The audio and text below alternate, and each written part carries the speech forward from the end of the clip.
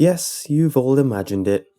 Waking up in the middle of the night and peering out of your window and watching cars go by, or if it's really late, seeing nothing at all but an empty, dark street.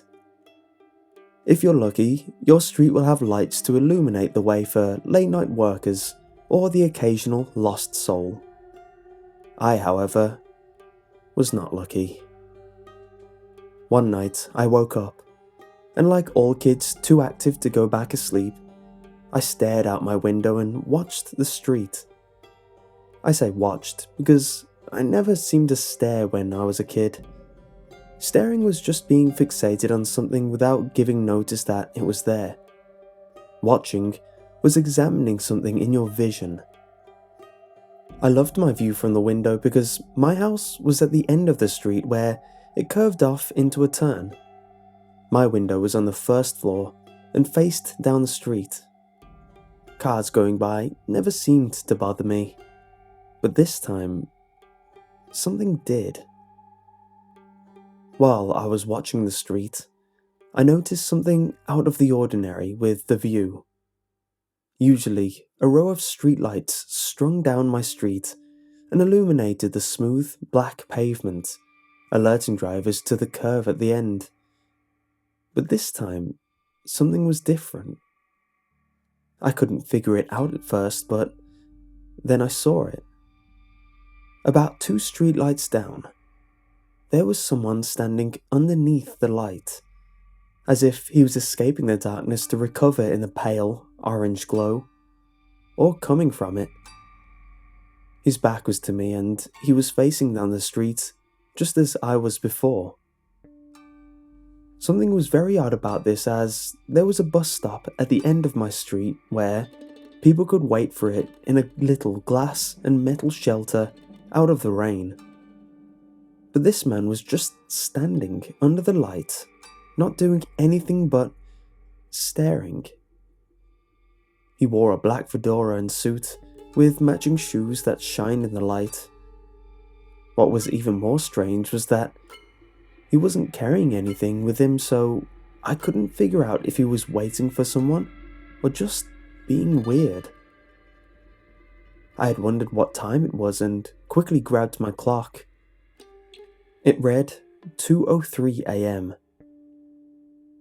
I watched him intently, waiting for him to make a move or do something, anything. But he didn't. I must have watched him for half an hour or so, and was about to turn away to go to bed when I suddenly saw movement. A car was coming down the street. This struck me as even stranger, but as I said, people were sometimes lost or working late at night. But then something else happened. That is why you're listening to this now.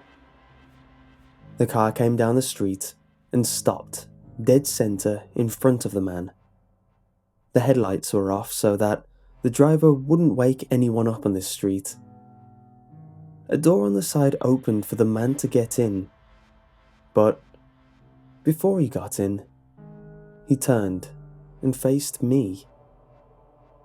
I'm sure he knew I was watching him. He looked straight at me. He was too far away to see his face, but he was close enough that I could tell he was looking straight at me.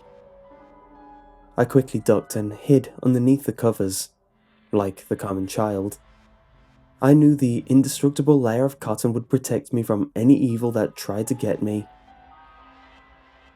I heard a car door slam, and the engine slowly hummed as it started down and grew slightly louder and louder as the vehicle crept closer.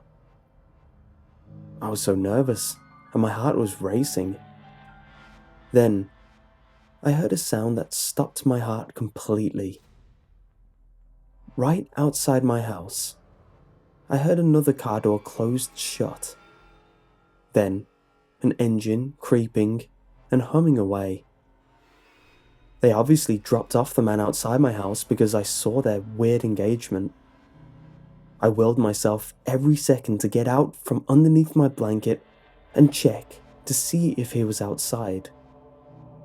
I finally got the courage to do so.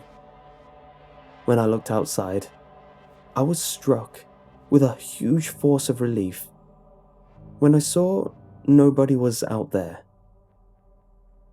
I told my parents about it, and unlike a cartoon or some story, they believed me.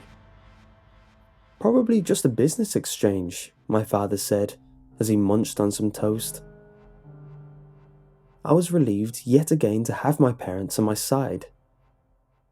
But every night, before I go to bed, I check outside my window to see if that man is still there. He is. Every night, he somehow gets underneath that streetlight and waits for the car to pick him up. And every time, he turns and looks at me. I have moved from the area since. But today, I still wonder who that man was and what he was doing under that streetlight.